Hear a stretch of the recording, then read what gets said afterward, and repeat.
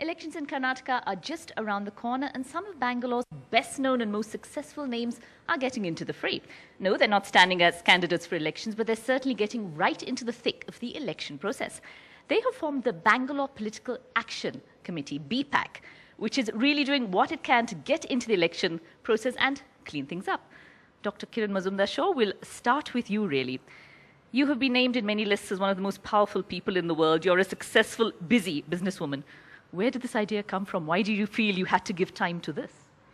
Well, it's something that I feel very strongly about as a Bangalorean, to see the city deteriorate in every aspect. And you know that a lot of this is due to, political malfunctioning or political neglect. And we felt as a group of people that it is very important for us as citizens to engage with the political ecosystem, because it's no longer acceptable that we can be armchair critics. I think we just have to engage with the political process. BPAC's agenda is very clear. We want to build a better Bangalore. We want to do it through better governance, which will deliver a better quality of life, which will really then engage all citizens to make this city a model city for the country. Now, Mr. Mohandas Pai, you've had a successful career yourself. You've achieved a lot of things. But very ambitious, isn't it, to get urban voters to get out there and vote? We all know urban voters just don't care. Well, that's true that urban voters are getting very frustrated. They don't want to go and vote. They've given up. They feel the vote has got no value. But like Kiran says, every vote has got a value. We have to understand that the city belongs to us, not to the political leadership. It's our city. We have to reclaim the city from people who have taken the city away from us. Mr. Harish Pichor, you of course are known as the brand guru. Isn't it too late really for the image of politics, for the image of Karnataka politics? Let me put it this way. There's been plenty of Nataka in Karnataka, and I think the last 5 years have seen plenty of it. But I personally don't believe it's too late. Because I do believe, most of us who live in cities, and city audiences are becoming bigger because, 33% of the population of Karnataka lives in cities. Okay. And Bangalore is one of the big magnet cities, not only for people within India, but worldwide. So I do believe we have a brand stake here, Bangalore. Brand Bangalore. So if you really ask me, most of us, people sitting around this panel, and also people, who live in middle-class society, most of us are seen to be people who talk the talk. We are not seen to be people who walk the talk. So I do believe BPAC today represents our entire intention to not only talk the talk, but to really, walk the talk as well. Make that difference, absolutely. Now, Nurain Fazal, you've worked around the world, but you are a diehard Bangalorean. Your family has been here for generations now. Is there a chance that BPAC may be looked at as an elitist organization? You're all supremely successful people who are behind this movement. Is there a feeling it may not address the vast majority, that it's just for the privileged few? Okay, firstly, it depends on what you mean by the word elite. If you mean elite as in people who live in Bangalore city, who are educated, who have an exposure and a view of the way the world should be or Bangalore should be, who basically have the ability and the desire to make things happen. I think one of the amazing things about this panel is it comprises of people who are wealthy enough, young enough in their life to actually make a contribution. So if that's the definition of elite, then we're guilty of that. Okay. Two, if you look at something, what Mahatma Gandhi said, he said education is not a passport to privilege, but it is a badge of service. And I think that's a badge we all wear very proudly. Who led our independence struggle?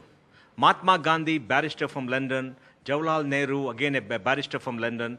And then you had Lajpat Rai. Then you had Gokhale, then you had Subhash Chandra Bose, you had Maulana Azad. They were highly educated, articulate people. They were very successful professionals. They gave up everything to lead this country to freedom. And if you call them the elite, so be it. They are the educated elite, and they have to lead society. Revathi Ashok, one of the stated aims of BPAC was to look for clean candidates who could be supported and encouraged.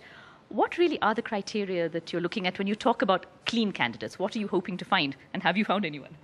Well, every citizen looks for a dream candidate.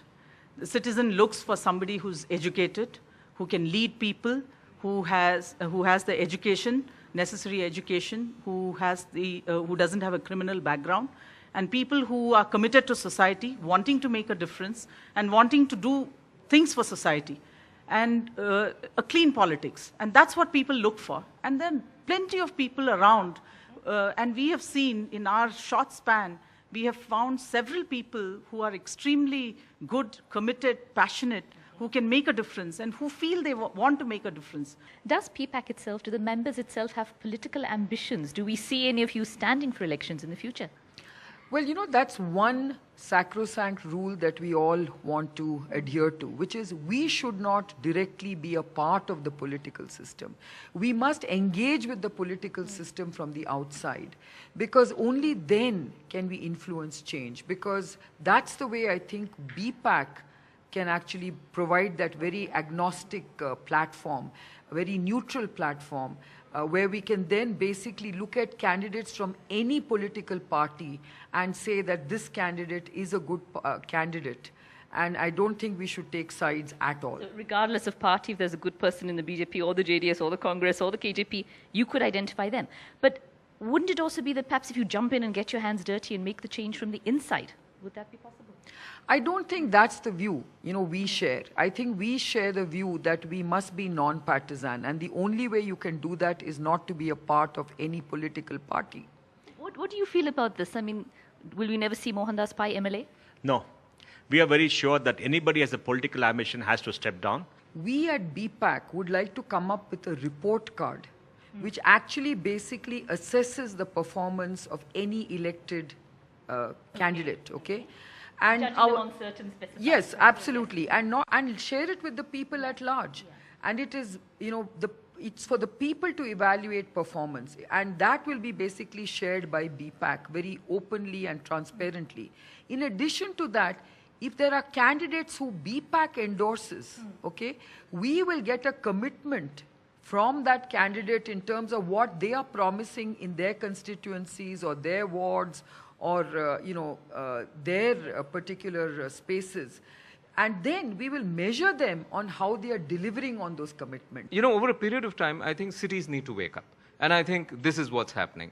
We are asking for a kind of an accountability from our political leaders. And I think we are not only talking about it, because all of us love to do that, but we are actually walking their talk. Why should political parties listen to us?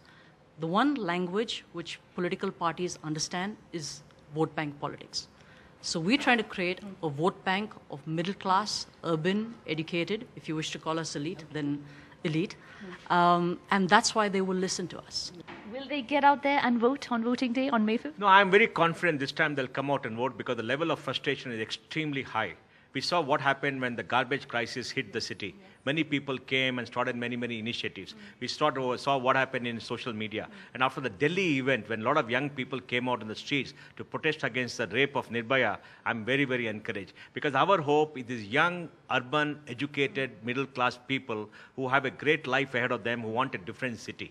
Now, we have seen our city in the last 25, 30 years. We are middle-aged people, but we want to give them a platform. And these people have the whole life ahead of us, and it is up to them to come and vote. And they vote, they will see the difference in the next 5, 7, 10, 12 years. There's a new wave. There's a new wave, and BPAC is going to be part of that? Yeah, I think so, because we are talking to younger cities. The total, when you look at the Indian demographics, 54% of the population of India is below the age of 25.